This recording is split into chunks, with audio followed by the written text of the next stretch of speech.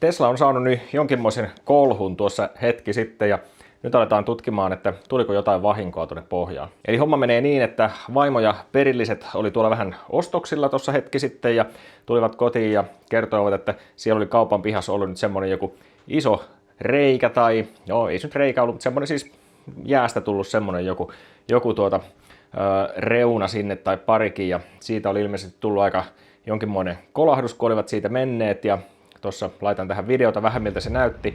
Kiittelin kyllä, että fiksusti ottivat videota siitä, että jäi ainakin todisteet, että minkälainen paikka se on. Jos olisi ihan akkuunkin jotakin osunut ja pitäisi vakuutusyhtiön kanssa asioida, niin ainakin olisi nyt sitten hyvin se paikka ja aika ja muut siinä videolla sitten tiedossa ja myöskin näyttää se itse reuna siinä. Niin. Mutta oli kuulemma ollut semmoinen, että sitä ei nähnyt kyllä niin kuin ollenkaan, kun siitä oli mennyt, mutta jälkikäteen oli helppo todeta, että okei, tuommoinenhan siinä sitten oli. Ja ilmeisesti oli muillakin siinä ollut haasteita sen kanssa. Mä oon tosiaan valeinsinööri ja mä teen videoita autoista ja tekniikasta ja kaikesta muusta. Ja jos sua kiinnostaa vaikka, että mikä tuo Elektromummo-projekti tuossa on, niin kannattaa käydä kanavalla vähän surffailemassa ja pistää se tilaukseen. En tiedä löytyykö tuosta vielä videoita sieltä, mutta jos ei vielä, niin ainakin sitten kohta tulee. Mutta nostetaan tämä Tesla tästä ylös, niin katsotaan miltä se näyttää. Sanokaa muuten, jos näette, täällä on hiiri jossain, tai ehkä on. Mä en tiedä, menikö se pihalle jo tuossa aiemmin, mutta se jossakin vilisti täällä, niin voitte kommentoida sitten, jos se näkyy jossain.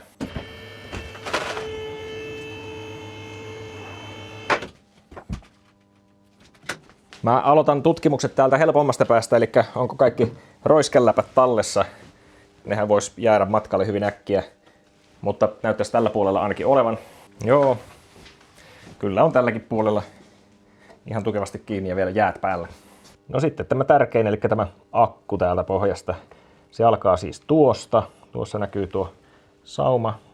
Tuossa kohtaa siinä on akun etuosa ja jatkuu tietysti tuonne taaksepäin niin pitkälle, kun näkyy samaa rakennetta. Ja ei siinä mun mielestä näy mitään muuta kuin kuraa vain pinnassa. Että näyttäisi, että tämän osalta on kyllä selvitty säikähdyksellä ja näin mä kyllä vähän veikkasinkin, kun näin sen videon, että ei tämä auto nyt aivan niin pitkällä akselivälillä ole, että se olisi siitä onnistunut pökkäämään sitten tänne akkuun asti, mutta hyvähän se on heti aina tarkistaa, niin sitten voi asialle jotakin tehdä, jos niin olisi käynyt, mutta tässä tapauksessa kaikki näyttää kyllä aivan hyvältä mun mielestä täällä. Sitten se, missä jotain jälkiä näkyy, niin se on tämä etupuskurin alla oleva muovirakenne sitten, niin täällä kyllä huomaa, että on jotakin naarmuja ilmestynyt, mitä ei mun mielestä ole aikaisemmin ollut. Eli tuossa esimerkiksi näkyy ihan selvästi tuollaista ja tuossa kohtaa, että on raapinut jotakin. Samoin kuin tuonne kauemmas katsotaan, niin on siellä tuollaista raapimajälkeä ja tuossa näkyy selkeästi kans. Ei nämä välttämättä nyt kaikki ole tullut nyt justiin, mutta veikkaan, että osa näistä on kyllä tullut, koska mun mielestä ei ole ottanut tosiaan silmään aikaisemmin nämä. Mutta ei nuo sinänsä mitään haittaa, se on vain nyt tämä muovilevy tässä sitten.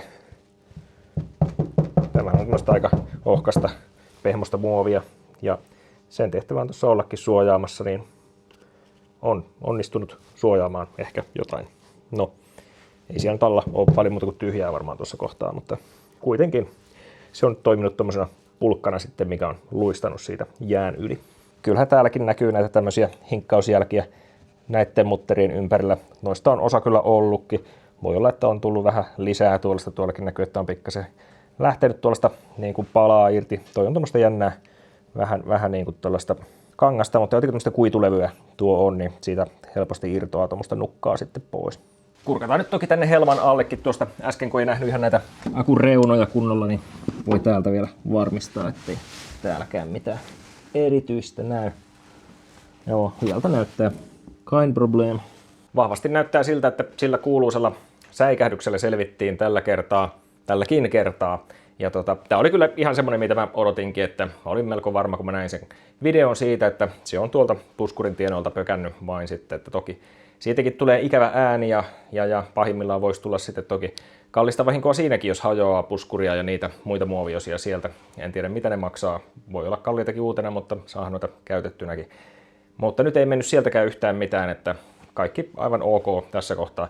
Mutta kyllä mun mielestä niin kun nämä kannattaa aina saman tien tsekata, jos tämmöisiä tulee, että voihan ne onnellisesti yrittää unohtaakin, mutta ei ne sieltä mihinkään katoa, että oli sitten sähköauto tai polttis, niin aina mun mielestä kannattaa heti, kun tulee joku tämmöinen kolahdus niin tutkia, että mikähän se mahtoi olla. Sähköautolla tietysti erityisesti, mutta miksei polttiksella, kyllä sinnekin voi tulla kallis vahinko, jos vaikka öljypohja pökkää kiinni tai muuta, niin sillä kun lähdet jatkamaan ajoa, niin voi.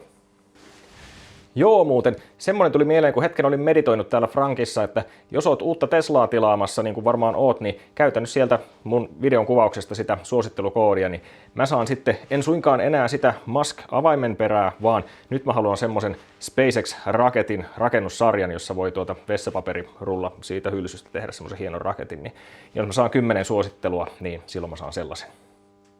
Kiitos. Mutta tämä oli tällaista ja joku toinen on tollasta ja näillä mennään, eli palaillaan ja moro.